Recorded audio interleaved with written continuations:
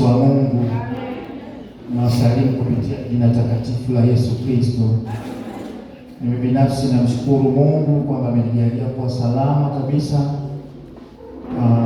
Mungu amenipa uhai na uzima wa kutosha.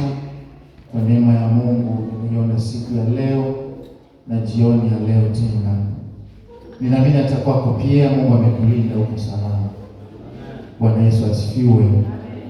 Basi namtukuza Mungu kwa nafasi nyingine ambayo Mungu ametujalia kuiona ili tuendelee na mafundisho ya neno la Mungu.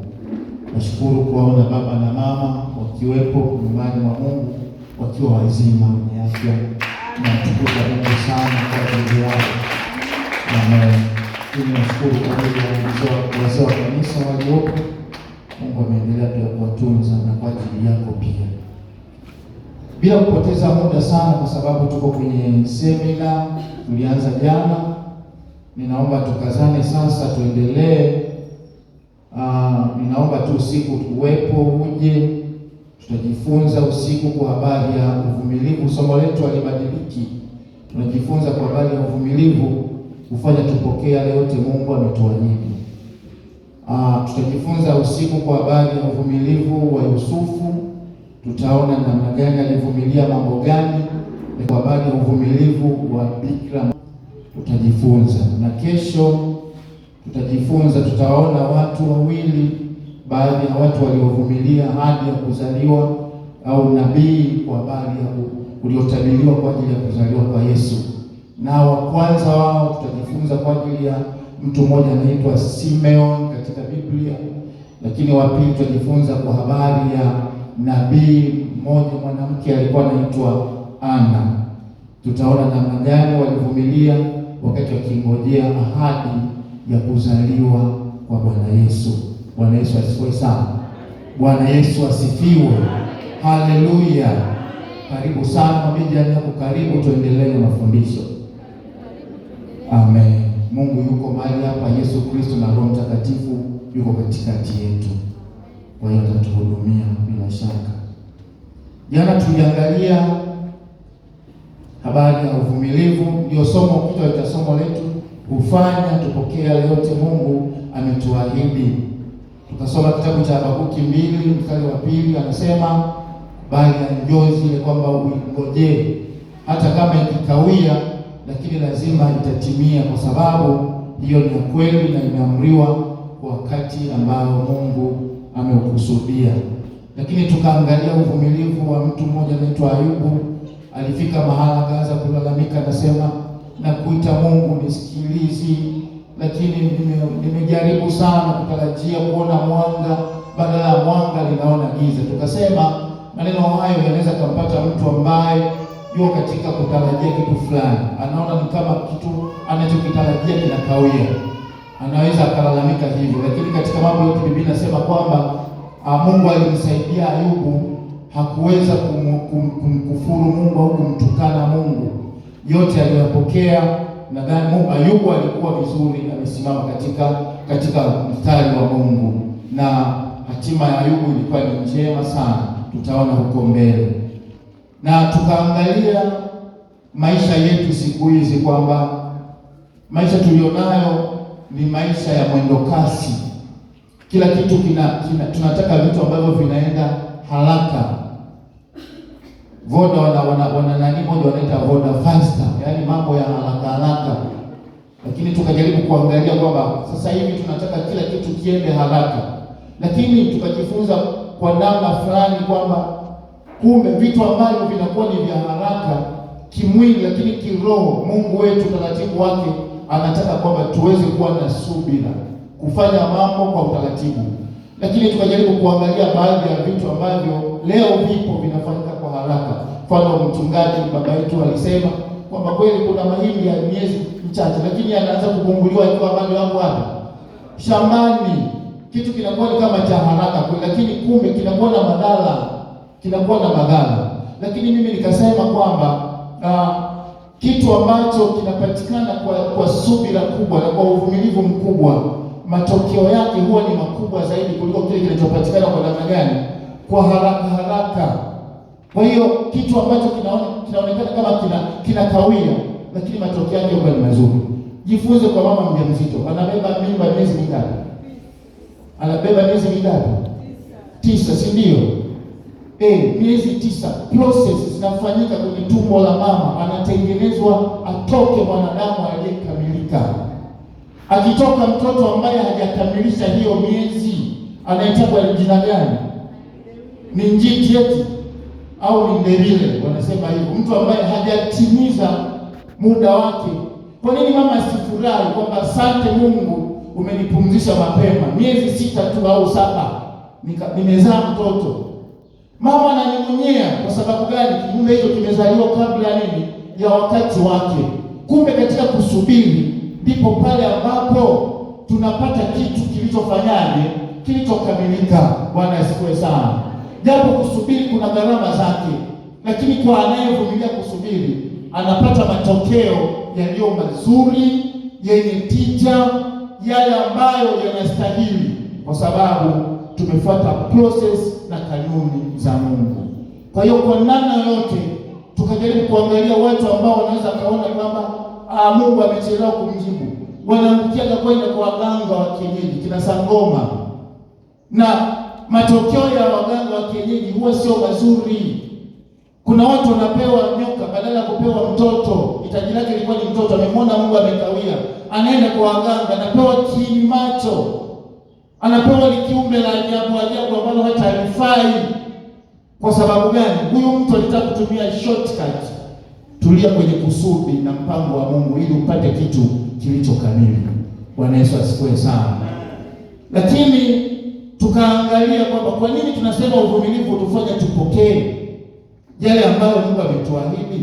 Tukajaribu kuangalia baadhi ya ahadi ambazo Mungu ametuahidi katika maisha yetu, ambapo tuliona ahadi ya kwanza ni nini?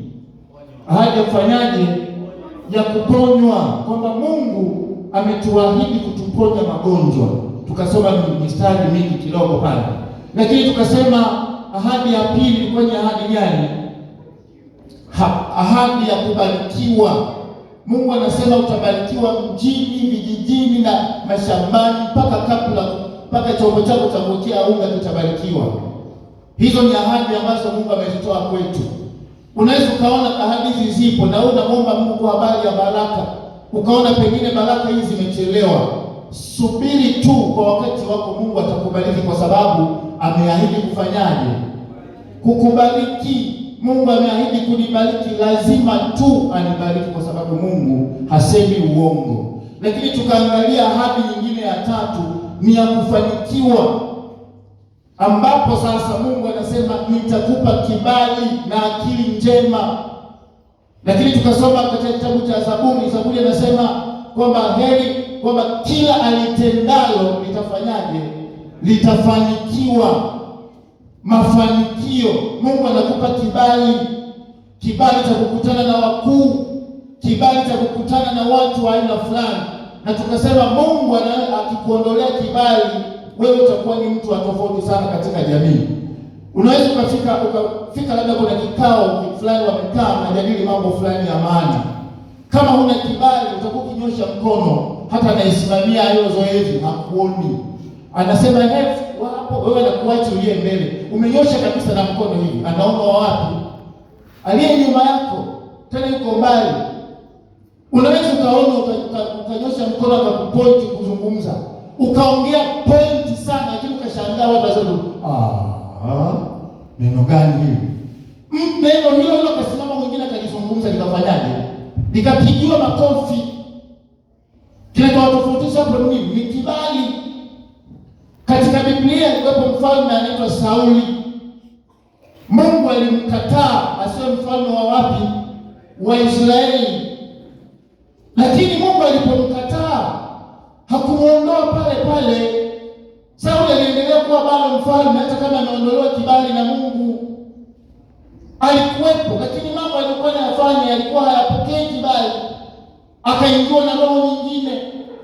Akaanza kumuinda Daudi ambaye anasifika sana, ammalize, amwangamize. Kilichofanyika ni nini? Roho ya kibali ilikuwa imeondolewa kwa Sauli. Wakati Samueli anamwambia kwamba Mungu amekukataa, Samueli alipoanza kwenda, Biblia inasema hivi, Sauli akamkimbilia Samueli kwa nyuma, akashika joho la Samueli, anambembeleza amuombee kwa Mungu amrehemu. Anambembeleza, aliposhika kanzu ya Samueli kwa nabii huyu, kanzu ikafanyaje? Ikachanika. Yeye anaomba apatanishwe na Mungu, lakini kanzu ilipochanika, Samueli anamwambia, kwa kadiri kanzu ilipochanika ndivyo mambo yako yamefanyaje? Yaani ndio umeharibu kabisa. Kwa sababu gani? Kibali kimefanyaje? Kimeondolewa. Kwa hiyo Mungu amesema nitakupa kibali, popote utakapokanyaga patakuwa pako, na Mungu ameamuru hayo yatimie katika maisha yako na yangu. Bwana asifiwe sana. Lakini tukaangalia ahadi nyingine, ni ahadi gani? Ya kurithi nchi. Mungu ametupa ahadi ya kurithi mbingu mpya na nchi mpya ambayo Mungu amekwenda kutuandalia. Yesu anasema nimeenda kuandalia nilipo mimi na ninyi muwepo. Hayo ndio tuliyoyaona jana, lakini leo nataka tupige hatua, kwa sababu yote haya yako katika kipengele kimoja kinachoitwa utangulizi.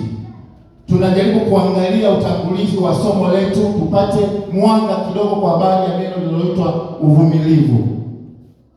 Katika utangulizi tumalizie kipengele kimoja, halafu tuingie kwenye lengo letu au kwenye kiini cha somo lenyewe.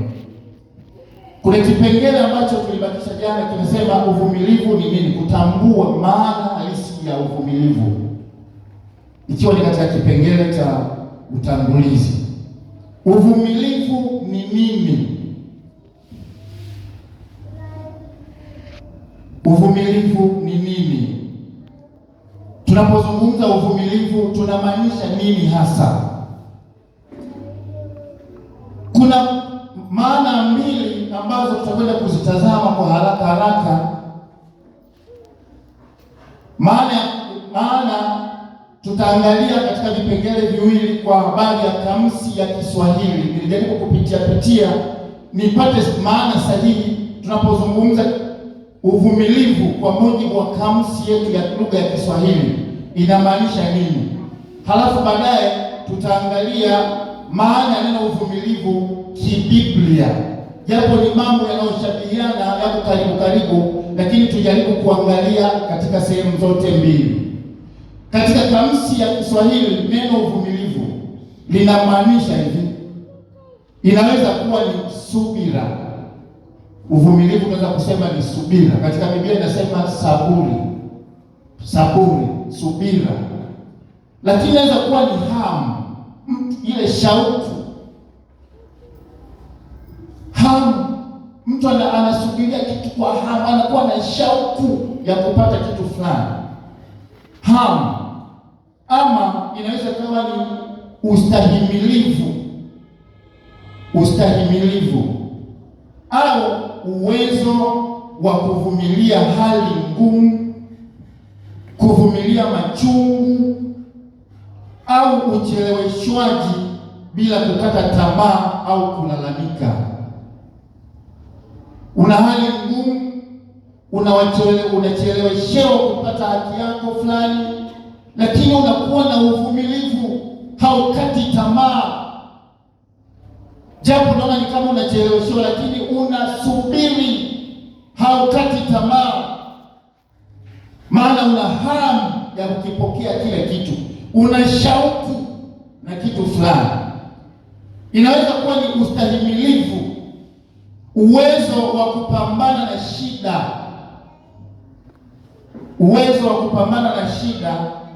uwezo wa kupambana na maumivu au taabu bila kuonyesha unyonge.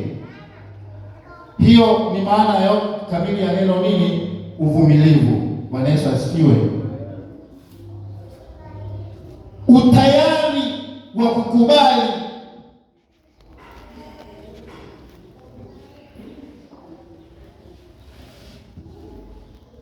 ama uwezo wa kubeba hali ngumu au changamoto bila kukata tamaa. Kubeba majukumu mazito. Unakuta mtu ana majukumu mazito mpaka watu wanasema huyu mtu majukumu alionayo kwa kweli ni makubwa kuliko umri wake. Unakuta familia labda pengine haina baba, labda pengine hata na mama. Unakuta kuna kijana mkubwa, pengine ni hawa watoto ni yatima. Kijana mmoja pale katika familia anakubali kuyabeba majukumu ya familia.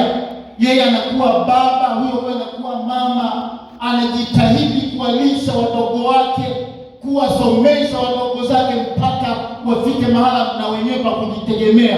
Hata kama ameocha katika wakati umri mdogo, lakini anapambana kwa namna zote kuhakikisha wadogo zake wanakula. Anavumilia, hawezi kukimbia kuwakimbia wadogo zake. Huyu tunasema kijana ni mvumilivu sana, si ndio? Au huyu ndugu ni mvumilivu sana, anaipambania familia yake aliyoachiwa na wazazi wake.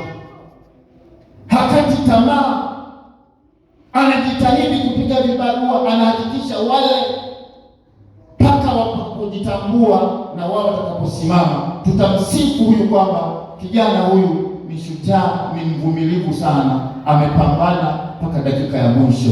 Bwana Yesu asifiwe sana.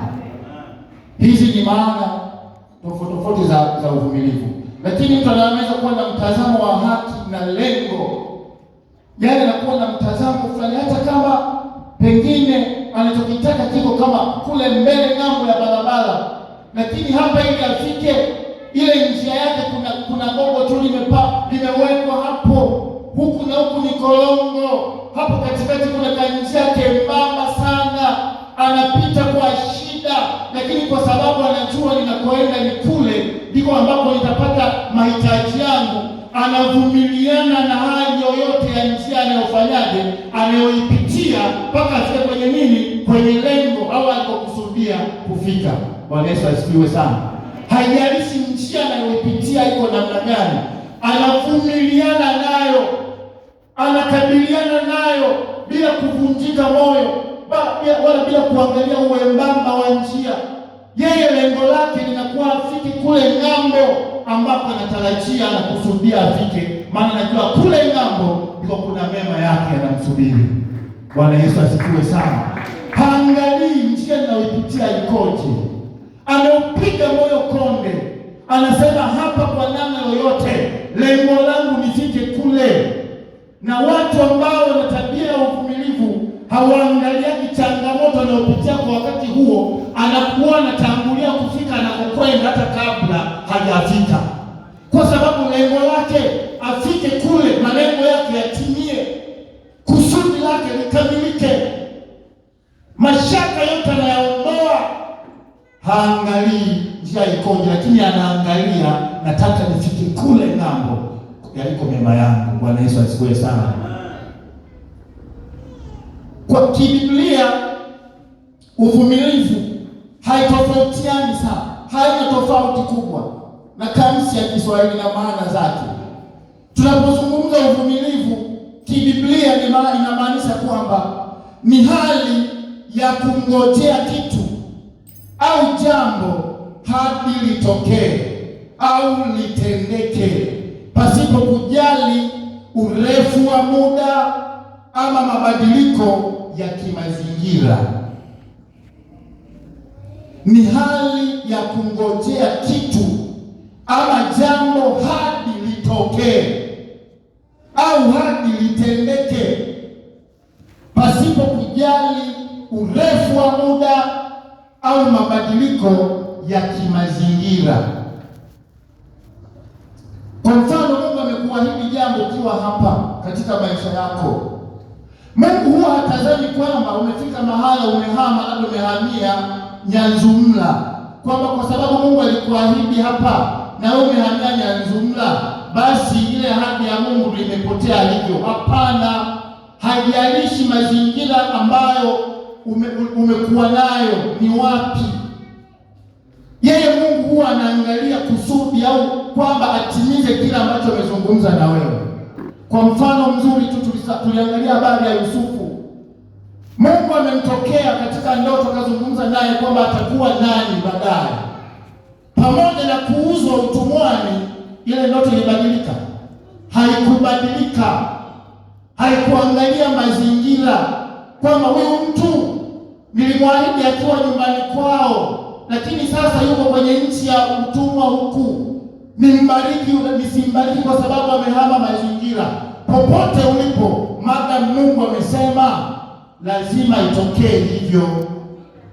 Bwana Yesu asifiwe sana. Bwana Yesu asifiwe. Kwa hiyo ni hali ya kungojea kitu au jambo hadi litokee au litendeke, pasipo kujali urefu wa muda ama nini, mabadiliko ya kimazingira. Tuko pamoja? Tuko pamoja? Wangapi tuko pamoja? Amen. Asante sana. Tumesema kibiblia uvumilivu ina maana gani? Naomba mtu asimame atuambie uvumilivu maana yake kibiblia nini? Karibu.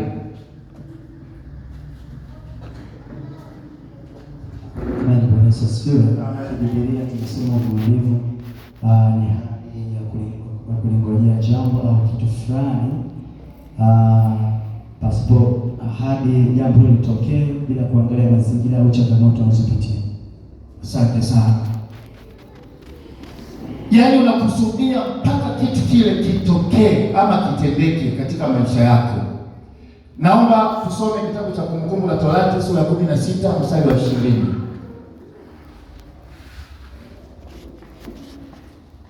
Kumbukumbu la Torati sura ya 16 mstari wa 20. Ndio. Torati 16:20. Biblia inasema pole, samahani. Sio hapo. Naomba ufungue kitabu cha Waebrania sura ya 6 mstari wa 13 hadi 15. Tusome mahali pale. Waebrania sura ya 6 mstari wa 13 mpaka 15. Waebrania 6:13 hadi 15 inasema, kwa maana Mungu alipompa Ibrahimu ahadi, kwa sababu alikuwa hana mkubwa kuliko yeye mwenyewe wa kumwapa, aliapa kwa nafsi yake akisema, hakika yangu kubariki nitakubariki, na kuongeza nitakuongeza. Na hivyo kwa kuvumilia akaipata ile ahadi. Asante sana. Mstari huu nilishangaa, maana hata baba mchungaji jana alitumia, na mimi nikiwa tayari nimeuandaa kwenye somo langu katika kukazia neno uvumilivu. Kuna misamiati kadhaa ya Kiswahili. Waswahili wanasema mvumilivu ufanyaje? Mvumilivu anafanyaje? Anakula mbivu, anakula kitu kilichofanyaje? Kilichokamilika, kilichoiva, kilichoshiba. Lakini pia kuna Kiswahili kingine wanasema haraka haraka huwa haina nini? Haina baraka, si ndio? Haraka haraka haina baraka. Lakini pia kuna Kiswahili kingine wanasema mchumiaji wani analia wapi? Yuko kwenye jua kali na mchoma, amelivumilia, lakini baada ya pale analia kwa kwenye nini? Kwenye viyoyozi. Hana shida, amevumilia jua makali, mionzi ya jua inamchoma, anatoka jasho, lakini yumo tu wakati tamaa. Maana anasema mpaka nikamilishe lengo langu ambalo nimejiwekea. Siwezi kulikimbia hili jua, siwezi kukimbia jua. Wewe jua, choma tu juavyo. Mimi nina malengo yangu, mpaka malengo yangu yafanyeje? Yatimie. Kwa hiyo mtu haangalii ukali wa jua, anachoangalia ni utimizwaji wa malengo aliyojiwekea. Waebrania ametuambia, kwa maana Mungu alipompa Ibrahimu ahadi, kwa sababu alikuwa hana mkubwa kuliko yeye mwenyewe wa kumwapa, aliapa kwa nafsi yake akisema, hakika yangu kubariki nitakubariki wewe Ibrahimu, na kuongeza nitakuongeza. Na hivyo sasa, kwa uvumilivu wa nani? Wa Ibrahimu, si ndio? Ibrahimu alipovumilia, maana yake mwandishi wa kitabu cha Waebrania anatuambia kwamba Mungu alipokutana na Ibrahimu, alipompa zile ahadi, lile swala halikufanyika kwa dakika hiyo hiyo. Ulipita muda mrefu sana. Ibrahimu amevumilia, hana papara. Maana anasema kwamba aliyemwahidi ni nani? Ni mwaminifu. Ibrahimu alimwamini Mungu, akangojea, akasubiri mpaka wakati wake ulipotimia, kama ambavyo tulisoma kwamba kwa wakati ulioamriwa, ule wakati Mungu aliuamuru ulipotimilika, Ibrahimu, tumesoma hapa, akaipata ile ahadi. Akaipata ile nini? Ile ahadi. Kwa hiyo ahadi hiyo ilipatikana kwa sababu ya uvumilivu wa nani, ndugu? Wa Ibrahimu. Ibrahimu angekata tamaa, angeona sasa Mungu labda amenichezea akili hapa, nimejua kekundu, akaanza kufanya yake anayoyajua yeye mwenyewe tofauti na maagizo au maelekezo ya Mungu. Ibrahimu zile ahadi zote ambazo Mungu amemwahidi asingezipata. Kilichomfanya Ibrahimu kuipata hiyo ahadi aliyoahidiwa na Mungu ni kitu gani? Ni uvumilivu. Ni uvumilivu. Bwana Yesu asifiwe sana. Ni uvumilivu. Angefanya papara, asingepata ahadi aliyoahidiwa na Mungu. Kwa hiyo wakati mwingine somo hili limekuja litufundishe kwamba tunapaswa kutulia, tunapaswa kuwa wavumilivu, na kwa kutulia kabisa tukimsikiliza Mungu, tuwe wavumilivu katika shida zote, katika majaribu au katika hali zozote ambazo tunaweza kukutana nazo. Kitakachotusaidia kututoa pale na kutuweka katika ahadi za Mungu ni jambo linaloitwa uvumilivu peke yake. Peke yake. Peke yake. Haraka haraka haina baraka.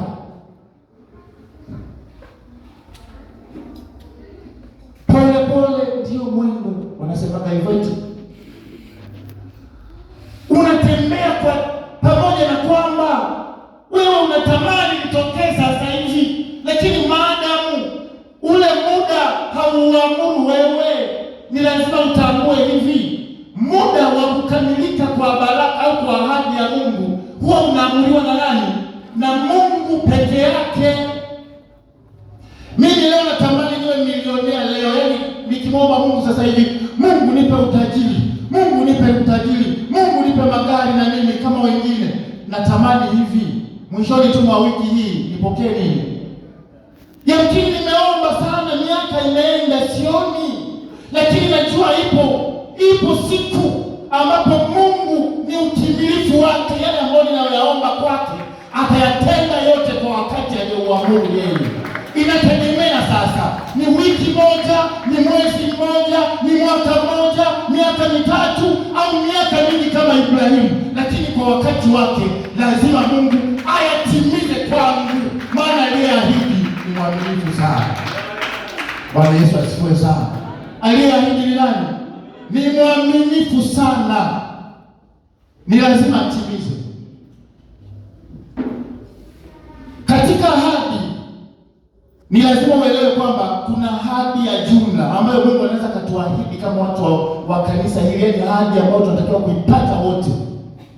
Mfano wa ahadi ya jumla ni kurithi ufalme wa Mungu. Mungu amesema twendeni mbinguni, yaani hiyo kwa kila atakayevumilia anaenda wapi? Kila atakayevumilia atairithi mbingu. Lakini kuna ahadi ya mtu mmoja mmoja. Mungu anaweza kaniahidi mimi tofauti na alivyomwahidi mtumishi wa Mungu, mzee wetu wa kanisa, katibu wetu alibariki. Kila mmoja kuna namna ambayo Mungu aweza akampa upendeleo wake katika eneo fulani. Kwa mfano, tuliangalia habari ya Yusufu. Ile ndoto ya Yusufu ilikuwa inahusu Yusufu peke yake, lakini ilikuwa si habari ya utawala na mafanikio kwa Yusufu.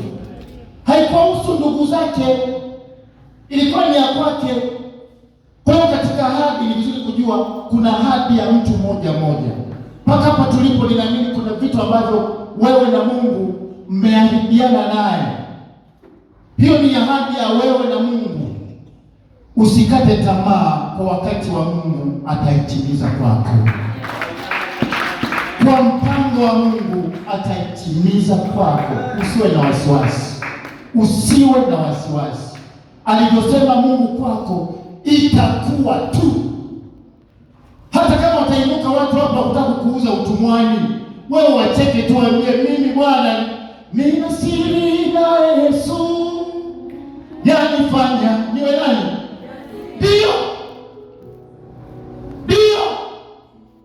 uwe jasiri, ukiamini aliyeahidi ni mwaminifu, hadanganyi, itakuwa kwako. Haleluya, itakuwa kwako, itakuwa kwako kama Mungu alivyosema. Katika kitabu cha Waebrania hiyo sura ya 10 mstari wa 36 hadi 37. Waebrania sura ya 10 mstari wa 36 mpaka 37. Kitabu kizuri cha Waebrania sura ya 10 mstari wa 36 mpaka 37. Ndio. Inasema maana mnahitaji saburi. Maana mnahitaji sana kuwa na uvumilivu, ili kwamba mkiisha kuyafanya mapenzi ya Mungu, ili kwamba mkiisha kuyafanya mapenzi ya Mungu mpate ile ahadi. Mpate ile ahadi. Hebu tulia hapo. Hapa mwandishi wa kitabu cha Waebrania anatuambia kwamba mnahitaji kuwa na uvumilivu, ili kwamba mkiisha kuyafanya mapenzi ya Mungu, mkiisha kuyafanya matakwa ya Mungu, mpate ile nini? Ahadi. Kuna kigezo hapo umekaona, mkiisha kuyafanya nini? Mapenzi ya Mungu, mpate ile ahadi. Ndio. Kwa kuwa bado kitambo kidogo sana, yeye ajaye atakuja, wala hatakawia. Asante sana. Katika hali ya kungojea, wakati unaposubiri kusudi la Mungu juu ya lile alilozungumza kwako, unahitaji kutulia, kumsikiliza Mungu anasema nini na maisha yako. Maana yake ni kwamba ukikosea pale, maana yake ukikosa uvumilivu, ukashindwa kuyaelewa mapenzi ya Mungu kwako. Maana katika kila jambo ndani yake huwa kuna mapenzi ya Mungu. Hakuna jambo ambalo huwa linatokea tu kwa mapenzi yako. Ndio maana Yesu akawafundisha wanafunzi wake kuomba, akawaambia ninyi salini hivi: Baba yetu uliye mbinguni, jina lako lifanyeje? Litukuzwe, ufalme wako uje hapa duniani kama wapi? Utupe leo riziki yetu, tusamehe. Lakini katika kipengele kuna neno mapenzi yako yafanyeje? Kwa maana kila kitu ambacho kinatokea kwako, kinatokea kwangu, huwa ni mapenzi ya Mungu. Sehemu nyingine nasema kwamba maana hayo ndiyo mapenzi ya Mungu kwenu. Hapo inahitajika akili au ufahamu wa kuyaelewa mapenzi ya Mungu ni nini, juu ya changamoto hii ninayopitia, juu ya hali ngumu hii ambayo ninayopitia. Katika hali hii ngumu ninayopitia, mapenzi ya Mungu ni yapi? Mungu ananifundisha nini kuyatambua mapenzi ya Mungu katika kila jambo nalokutana nalo, kwa sababu wewe umeokoka na Mungu ameahidi mambo mengi kwako. Si kwamba kila kitu kinatokea tu, hali hakina makusudi yote ya Mungu. Lazima kuna makusudi ya Mungu. Wakati mwingine Mungu anakuandaa kwa namna fulani, anataka uwe mtu mkuu. Kwa hiyo lazima akufundishe, akupitishe kwenye kona nyingi, ili utakapopata ule ukuu uwe umestahimili kusimama kwa namna ambayo utampendeza Mungu. Hautajivuna, hautajikwaa, utaendelea kumpendeza Mungu. Utambue mapenzi ya Mungu katika hali unayoipitia. Mungu ananiandaa vipi katika hali hii? Mungu anaona, Mungu anajua unavyoumia na uaminifu wako na unavyolalamika mbele za Mungu, lakini bado haitokei. Yanatokea kama hayupo. Unatarajia mwanga, inakuja giza. Kumbe kuna namna Mungu anataka akufundishe, ili utakapopata vile vitu uwe umeimarika, umekomaa. akili yako imekomaa kukipokea kile ambacho Mungu anataka kukupa, kisiji na kusababishia kujivuna na kumwasi Mungu na kupata anguko kubwa. Anakuimarisha na kufundisha kila jambo, kuna mapenzi ya Mungu ndani yake. Kwa hiyo jitahidi sana kuyafahamu mapenzi ya Mungu katika kila hali unayoipitia. Bwana Yesu asifiwe sana. Warumi 15 mstari wa 4.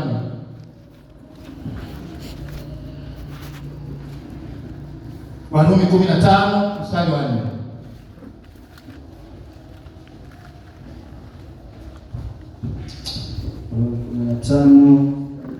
Ndio. 15 mstari wa 4 inasema, kwa kuwa yote yaliyotangulia kuandikwa,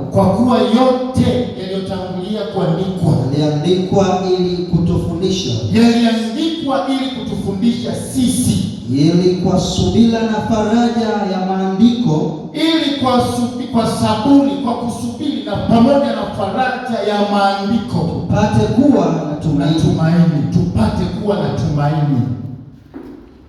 Mtu anayesubiri huwa na matumaini ya kutoka pale alipo. Ana matumaini ya kutoka mahali hapo alipo. Hapa sibaki, ninapita tu. Hii ni njia tu ya kunitoa, lakini kuna mahali ninaenda. Kuna faraja katika maandiko.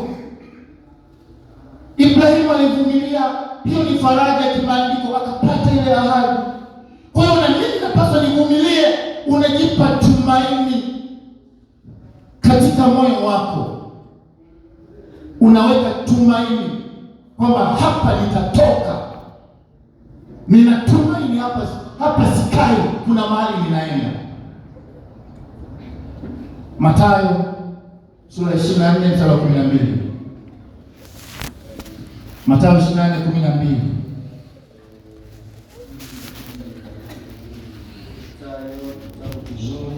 Mtakatifu ndio 24:12 hadi 13.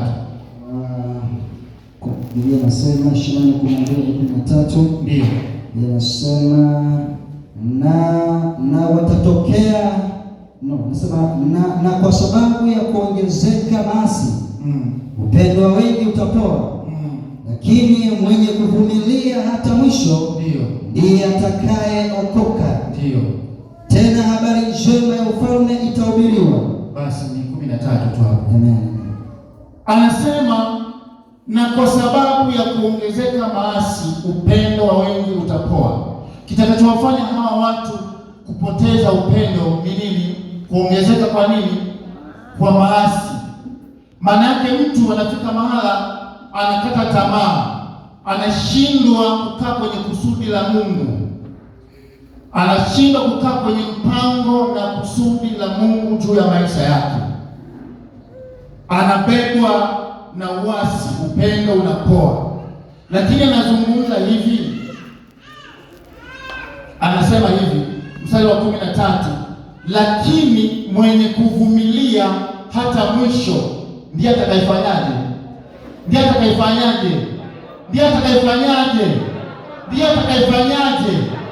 Lakini kuna neno gani limetangulia? Atakayefanyaje?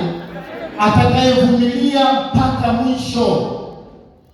Haijalishi maasi yameongezeka, haijalishi wengine upendo unapoa, upendo wa kupendana wao kama ndugu, upendo wa kumpenda Mungu unapotea, upendo wa kuyapenda maagizo ya Mungu unaisha, upendo wa kumfanyia ibada Mungu unapotea.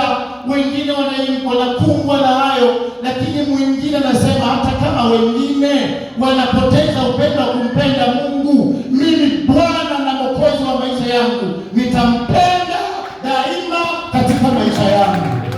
Anavumilia hata kama wanamwambia wewe bado umeng'ang'ania dini la kishamba hilo la kilokole.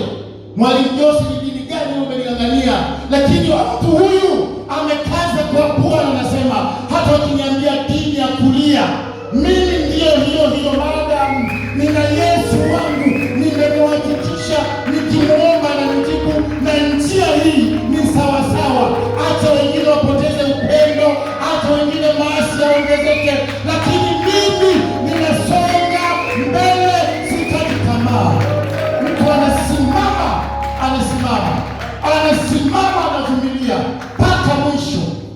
Biblia inasema atakayevumilia mpaka mwisho ndiye atakayefanyaje?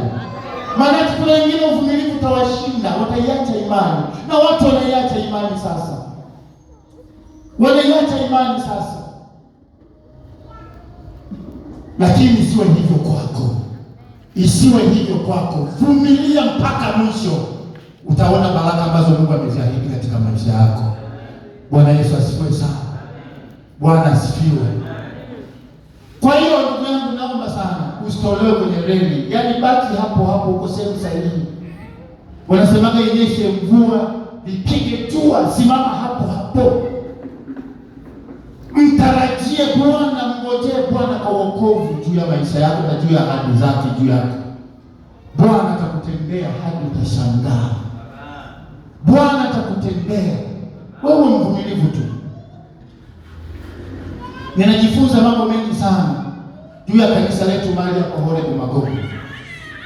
Nakumbuka kwa mara ya kwanza kabisa na kanyaga mahali hapa. Kwanza nilishangaa. Nilikuwa naishi Mseto kule. Palikuwa angalau pana watu, population kubwa ya watu. Pako vizuri, njia zinaeleweka. Japo hiyo lami ya Mbodi ilikuwa na vumbi, ilikuwa inatilia vumbi, lakini tulikuwa kwenye majumba mengi na watu wengi. Siku moja kuna ndugu mmoja kaniambia twende mahala fulani. Nimekaribishwa na mchungaji huko kufundisha praise ya miaka ile. Wale ndugu mmoja anaitwa Joel. Kamwambia twende, tukaja naye. Sikia kwanza tunaingia ile barabara kwa Gogongo pale kuja hapo. Hii barabara sasa haikuwepo. Ilikuwa ni kupita tu kwenye vimiti tu fulani hivi, vimiti tu fulani. Tumechukua ka usafiri ketu ka taxi ka kutoleta, mpaka tunajiuliza tunapitaje hapa sasa. Tuone tunakwepa hivyo tukafika mahali hapa. Ibada ikafanyika vizuri kabisa. Asilimia kubwa ya watu waliokuwepo hapa ambao niliona kwa wakati huo walikuwa wengi ni watoto. Walikuwa watoto kabisa, wengi watoto wadogo, wakubwa watu wa kuhesabu. Nikaanza kusema kilichonishangaza sasa ni kukuta kanisa zuri la bloko katikati ya poli hivyo, lakini kuna kanisa zuri. Na kanisa zuri hilo waliomo ndani ni nani? Ni watoto wadogo. Kile kitu kilinigusa sana moyoni, nikajiuliza kwamba hapa hii kazi imefanyika kwa msaada. Kuna wafadhili wa hili kanisa, labda pengine mchungaji na wazungu kutoka huko nje na mama labda pengine wamefadhili hili kanisa. Hawa watoto wajenge kanisa la hivi, wakubwa hawamo. Na hata mzee wa kanisa libariki alikuwa hajaja kipindi hicho. Sikumuona, hakuwepo. Kweli niliguswa sana moyoni. Na niliuliza kwamba kuna wafadhili hapa, sema hamna, ni sisi wenyewe. Nataka kusema nini hapo? Tena sasa nikaambiwa kwamba hapa sasa ndio nimekuta tumejenga kanisa, tumeanzia kutokana na kanisa kingine pale kama mahema fulani, sikaona kenyewe pale kanisa. Yaani nilikuta tule hali kwamba hapo kulikuwa na jengo. Nikaanza kupiga mahesabu. Nikaambiwa mchungaji anakaa Shabela, ndio anakipindi kile alikuwa anakaa kule. Anaishi kule. Shabela ni mseti iliyochangamka. Kwa nini aje huku? Kijijini huku. Na ukiangalia wazazi wangu wako smart kabisa, wako vizuri. Lakini kwa nini wako polini huku? Na wana imani gani? Mimi nazungumza vitu vilivyo hai, si ndio? Lakini leo Magogo si nje. Tena zamani kipindi na hamia ukiuliza kama wapi Magogo, inaonekana Magogo ni watu wa shamba. Lakini leo Magogo pamekucha. Kilichofanya kanisa hili lisimame mpaka sasa ilivyo hivi ni kitu gani? Kinaitwa uvumilivu. Uvumilivu. Leo sisi na tiles mmoja ukimleta rafiki yako, bwana hapa ndo nasali. Hapa ndo nasali, mtumishi wa Mungu safi kabisa. Safi, yaani safi. Si ndio? Kuna mtu anaweza kuona aibu kusema mimi nasali yeye kitima Kohole. Hapo wanasema kwa vijana panalipa na sisi tunafanyaje? Ukiangalia hapo nyuma unakutana na nasa hole nasa elimu. Wengine hawana sema mwili kwa nyika. Sema ambayo haikutamanika kaduka kamoja tu alikuwa magani pale sina nani. Wawili wameisha. Lakini leo Magogo pamefanyaje? Ni mji.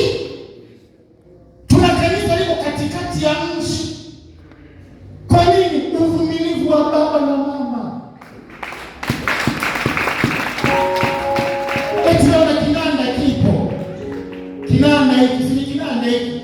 Kipindi kile ilikuwa ni deki, unachomeka unapeleka, peleka bado. Peleka.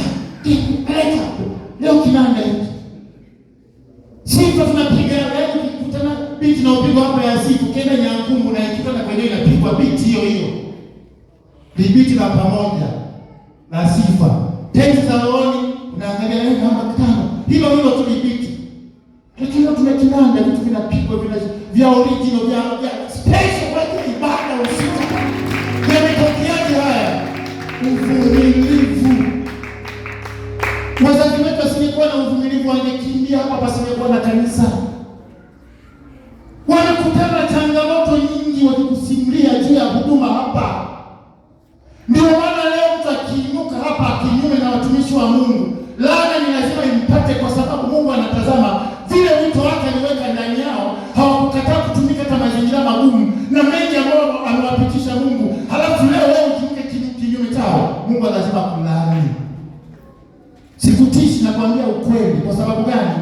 Mungu anaangalia uvumilivu wa mtumishi wa Mungu.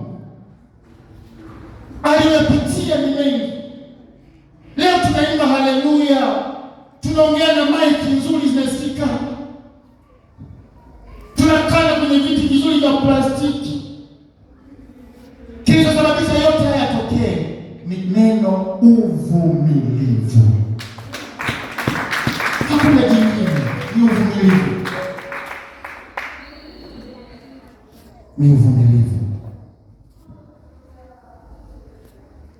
Ndio kanisa mtakatifu wetu, muda ukiisha utanishtua tu. Haleluya. Sasa tulikuwa na utangulizi, wote ulikuwa ni utangulizi. Tuingie kwenye kiini cha somo. Andiko letu la somo linatokana na Yakobo sura ya 5 mstari wa 7 hadi 11. Kitabu cha Yakobo sura ya 5 mstari wa 7 hadi wa 11. Yakobo sura ya 5 mstari wa 7 na hadi wa 11. Yakobo 5:7 hadi 11 vinasema, ndio. Kwa hiyo ndugu, vumilieni hata kuja kwake Bwana. Tazama, mkulima hungoja mazao ya nchi yaliyo ya thamani, huvumilia kwa ajili yake hata yatakapopata mvua ya kwanza na ya mwisho. Nanyi vumilieni, mthibitishe mioyo yenu, kwa maana kuja kwake Bwana kunakaribia. Endelea. 9 nasema, ndugu, msinung'unikiane, msije mkahukumiwa. Angalieni, mwamuzi amesimama mbele ya milango. Ndugu, watwaeni manabii walionena kwa jina la Bwana, wawe mfano kwa kustahimili mabaya na wa uvumilivu. Angalieni, twawaita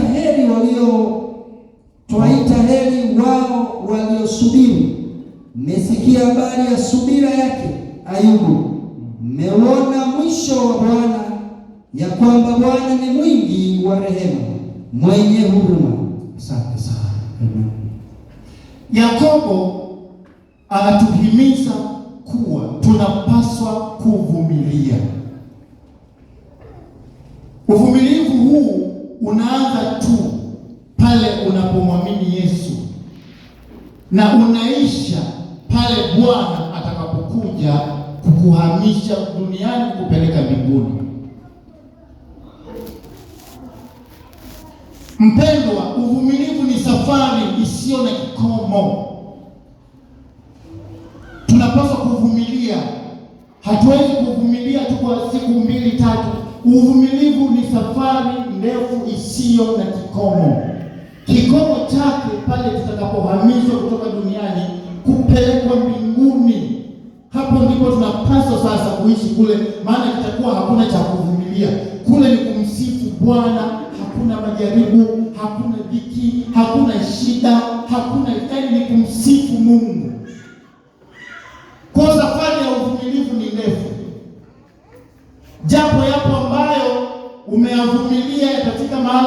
kumaliza kwa sababu Mungu amekupa. Kwa mfano mimi ninaomba Mungu anipe gari. Atakapolipa Mungu gari, siwezi kusema tena bado naendelea kuvumilia kupata gari, si nimepata. Hilo jambo litakuwa limefanyaje? Limeisha. Lakini litapatikana tena jambo jingine ambalo linahitaji niendelee kuvumilia. Lakini hata kama mahitaji yote ya dunia Mungu atakufanikisha kukupa, bado sio mwisho wa uvumilivu mpendwa. Tunavumilia, tunaingoja ahadi ambayo Bwana amesema atakuja fanyeje? Atuchukue. Ikishatimia hiyo ahadi, Yesu amekuja ametuchukua, basi ndio mwisho wa nini? Ndio mwisho wa nini? Ndio. Mimi siamini kama mbinguni hapo ya kuyavumilia tena. Kwa safari ya uvumilivu inatakiwa uishi kwa kujipanga vizuri, ukijua kwamba safari nilionayo ni ndefu sana. Kwa hiyo hutakiwi kabisa kuwa mtu wa kukata tamaa.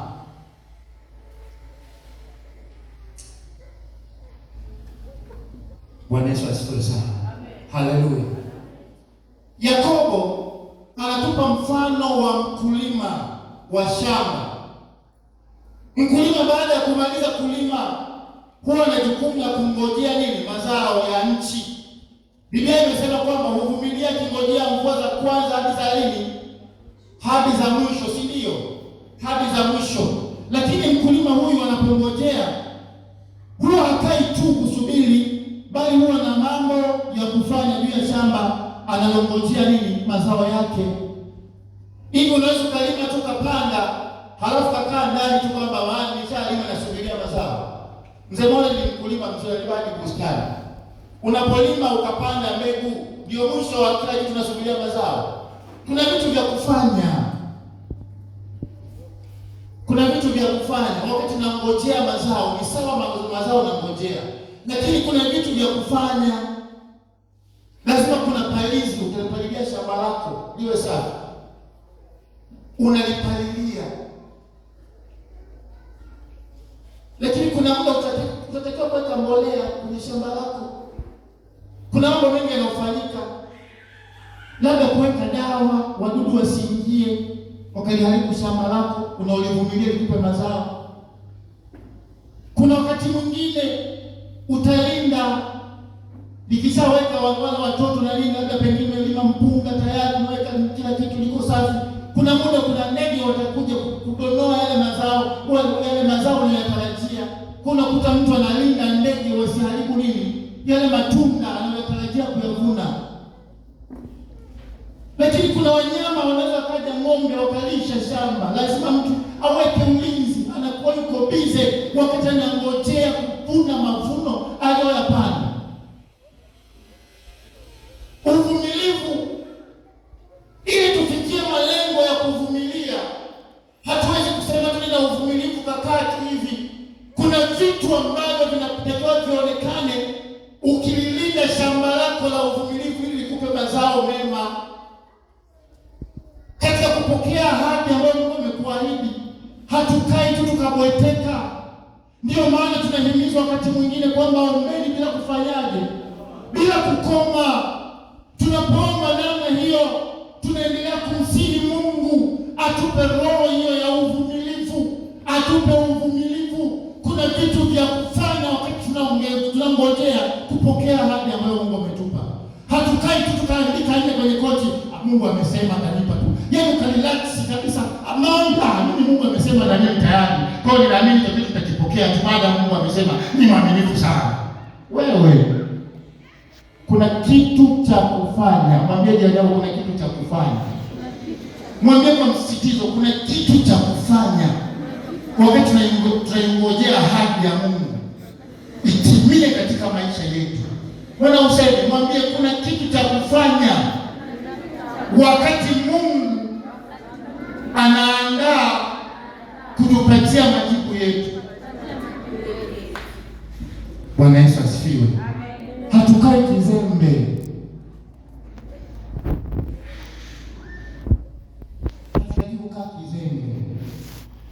Tunamngoja Bwana. Lakini Yesu akasema muombe sana, msije mkaingia wapi? Kuna kujaribiwa, kuna kujaribiwa. Mungu ametuahidi kurithi mbingu mpya. Mungu ametuahidi kutuponya magonjwa. Mungu ameahidi kutubariki. Lakini hizo ahadi tunazisubiri vipi? Kwa njia ya kumwomba Mungu na mambo mengine. Kuna mambo mengi ya kufanya wakati tunaingojea ahadi ambayo Mungu ametuahidi katika maisha yetu. Lakini pia tambua hivi, uvumilivu hauwezi kuwepo kama hakuna neno changamoto. Lazima kiwepo kinachovumiliwa. Huwezi ukasema ninavumilia wakati hakuna kinachovumiliwa, kinachosubiriwa. Kuwepo na matarajio ya kutoka kwenye hiyo changamoto. Mtu huyu anaamini kuwa litatoka, yaani unakuwa unaamini hapa nilipo litatoka. Kuna changamoto, ndio maana ninavumilia, japo anaweza asijue ni lini atatoka kwenye hiyo changamoto. Ili tuseme neno kuvumilia, maana yake kuna changamoto, kuna vikwazo, kuna vizuizi vinavyotuzuia kuifikia ahadi yetu.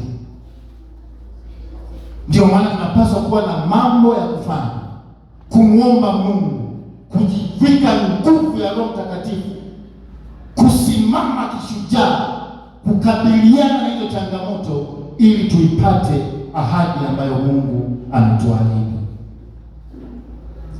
Yamkini kuna mambo ambayo ulimwomba Mungu na huenda ulimwambia kuwa atende kwako mwaka huu usipite. Ukaimba na wimbo tenda muujiza, tenda muujiza, usiache Mungu mwaka huu upite bila kutenda muujiza. Tena uko rohoni kabisa, tenda muujiza Bwana Yesu, tenda muujiza, usiache Mungu mwaka upite bila kutenda muujiza. Lakini huu ni mwezi wa ngapi? Leo ni tarehe ngapi? Tarehe ngapi leo? Zimebaki siku ngapi mwaka uishi? Yamkini hujapokea hata moja, na mwaka unaenda kufanyaje sasa?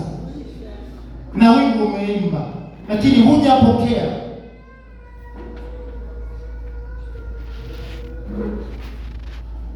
Na hujaona hata dalili zozote za kutendewa na Mungu. Hata dalili tu hazipo, na mwaka unakaribia kuishi. Ndugu yangu, nataka nikwambie kwamba si kwamba Mungu hajasikia maombi yako. Anahitaji aone uvumilivu wako juu yake.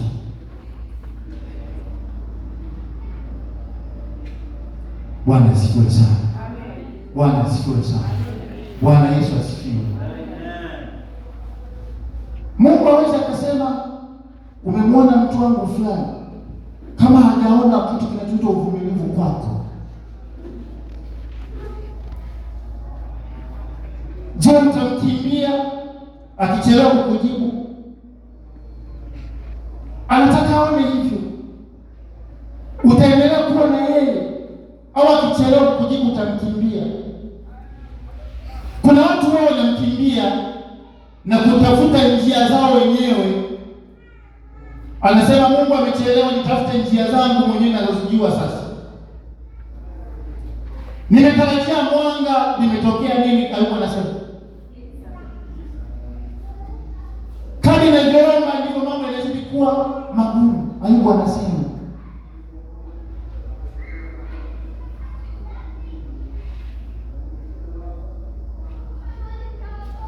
ukitafuta njia ya shortcut, na wote waliotafuta njia za mkato mwisho wao ni mbaya sana. mwisho wao ni mbaya sana, sio mwema, maana waliacha kusudi la Mungu.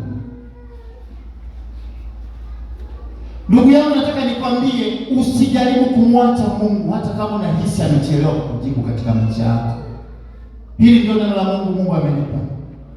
Usijaribu kumwacha Mungu hata unaona kwamba mambo yako uliyomwomba Mungu yamechelewa. Mwamini Mungu kwamba ni kwa wakati tu ulioambiwa, lazima Mungu atanijibu katika maisha yangu. Bwana Yesu asifiwe sana. Na kutia moyo, Mungu amesikia maombi yako.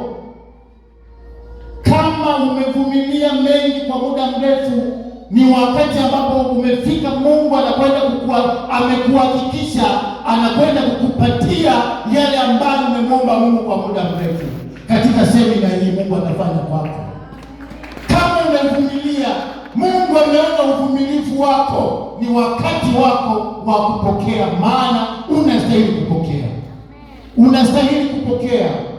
Ayubu alivumilia akastahili kupokea. Ibrahimu alivumilia akastahili kupokea. Lakini kama ndio unaanza kuvumilia, kazana kumvumilia Mungu, atakutendea kwa wakati wake. Haleluya. Haleluya. Haleluya. Haleluya. Uvumilivu hutembea safari yake pamoja na ndugu yake. Kuna ndugu wa uvumilivu anaitwa Imani.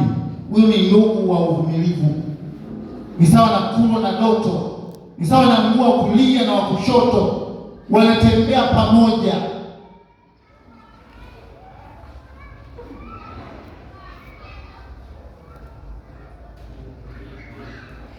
Aliye na uvumilivu huwa lazima awe na imani ndani yake na kusubiri yatokee ambayo ameamini kuwa yatatokea.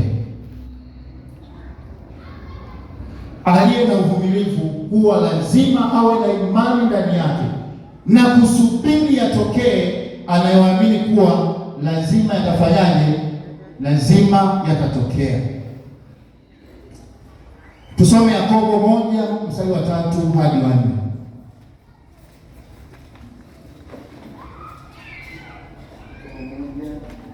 Mstari wa 3 na 4. Yakobo 1:3, Yakobo sura ya kwanza hadi wa 3. Yakobo sura ya kwanza mstari wa 3 hadi wa 4. Biblia inasema, ndio, mkifahamu ya kuwa kujaribiwa kwa imani yenu, mkifahamu ya kuwa kujaribiwa kwa imani yenu huleta saburi, saburi na iwe na kazi kamilifu.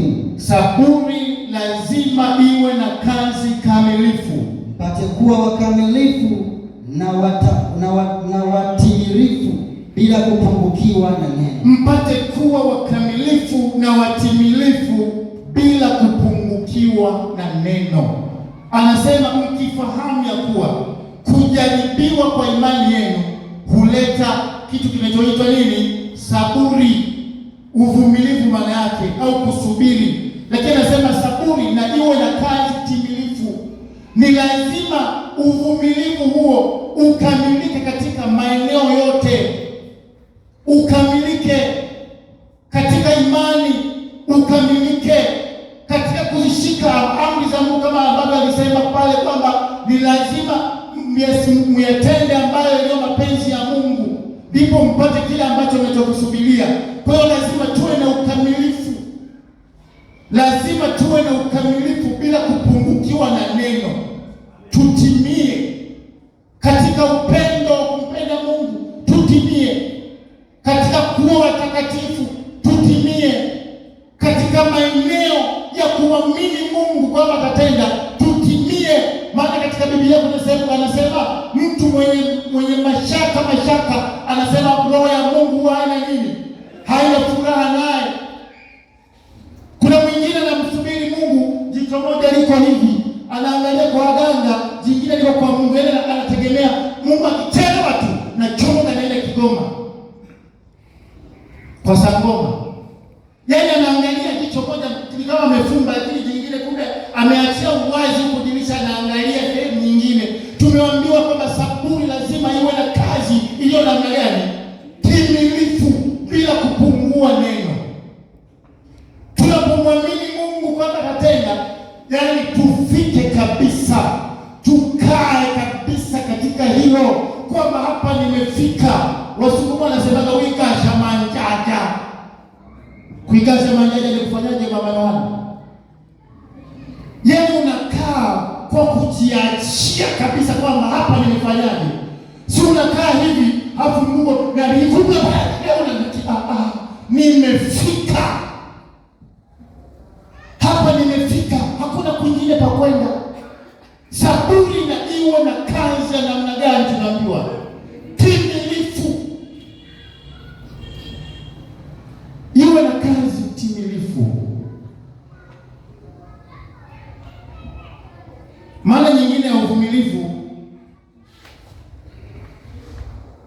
tunaweza kusema ni uwezo wa kukaa kusubiri matokeo yanayotarajiwa bila kuwa na hali ya wasiwasi wala kuhangaika au kufadhaika. Haukati tamaa, una imani iliyo thabiti. Ni uwezo wa kuachia hitaji lako ambalo ungeweza kulikiri mara au kulitimiza mara, na kuwa tayari kusubiri kwamba hili jambo ningeweza kulifanyia hivi, nikapitia njia hii na hii na hii na hii, tayari nikamaliza hivi na hivi na hivi, tayari nikalipata. Lakini kwa sababu hizo njia sio za Mungu, acha nisubiri mpango na kusudi la Mungu peke yake. Una njia kweli zingine ambazo unazijua mwenyewe, lakini kwa sababu hizo njia sio mpango na kusudi la Mungu, achana nazo.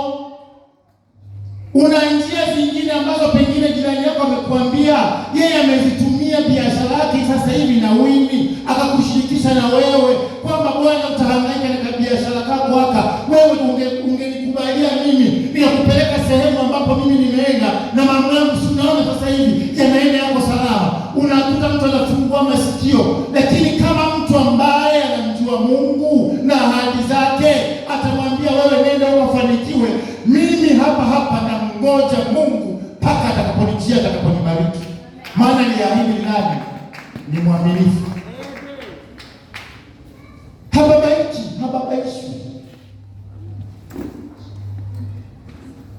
Hizo njia ni za kwako, nazijua mwenyewe. Potelea mbali na njia zako na ungoja mpango wa Mungu, na lingoja kusudi la Mungu juu ya maisha yangu. Ninaamini atatenda kwa wakati wake, na baraka za Mungu, Biblia inasema baraka za Mungu hazina nini? Hazina majuto. Kwa nini nasema neno hilo? Maana kuna njia zingine lakini zina majuto. Kuna watu ni matajiri leo kwa kuwaona macho kwamba huyu ni tajiri, lakini wana majuto, wana mateso. Kaingia humo na wengine wanatafuta namna ya kutoka, imeshindikana. Wewe subiri mpango wa Mungu, atakupa kwa wakati wake baraka zake ambazo hazina majuto. Hazina majuto, hautajuta kama subiri mpango na kusudi la Mungu juu ya maisha yako. Lakini mara nyingine uvumilivu ni tabia ambayo huonyesha kustahimili wengine juu ya mawazo na fikra zao.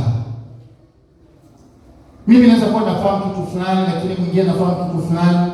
Kwa sababu tuko na huyu mtu, inabidi nikubaliana na yeye. Nimemvumilia, nimekuvumilia sana ndugu yangu, nimekustahi sana, kwa sababu wewe ni ndugu yangu na vitu vingine. Pia huonyesha huruma, kuelewa na kuwakubali wale walio taratibu au wazito. Kuna watu wa pole,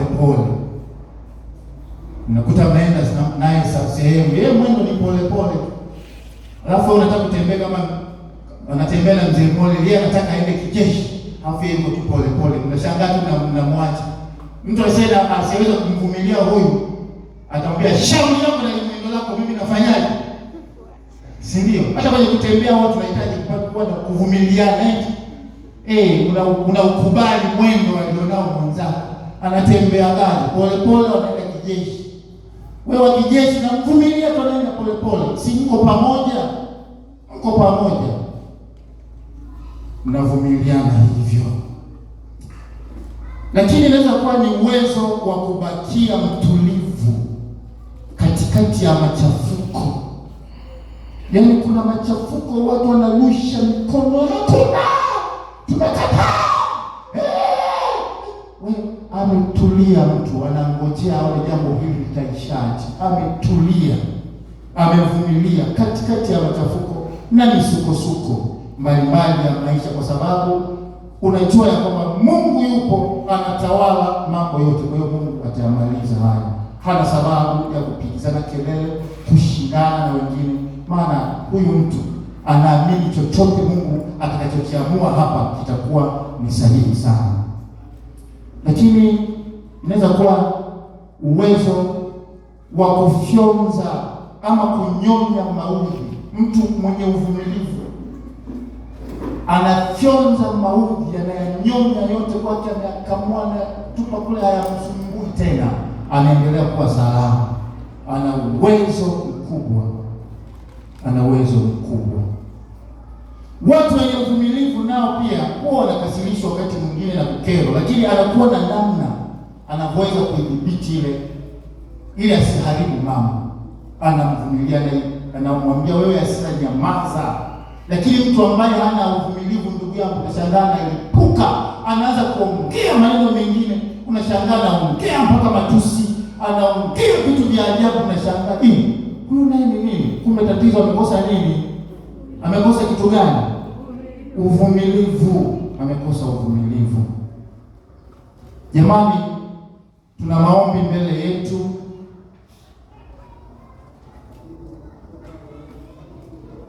Naomba tuishie hapo, lakini baada ya Krismasi tutajifunza aina 3 za uvumilivu. Tutaona uvumilivu wa Ibrahimu, tutaangalia uvumilivu wa Ayubu, lakini tutaangalia uvumilivu wa Mungu mwenyewe na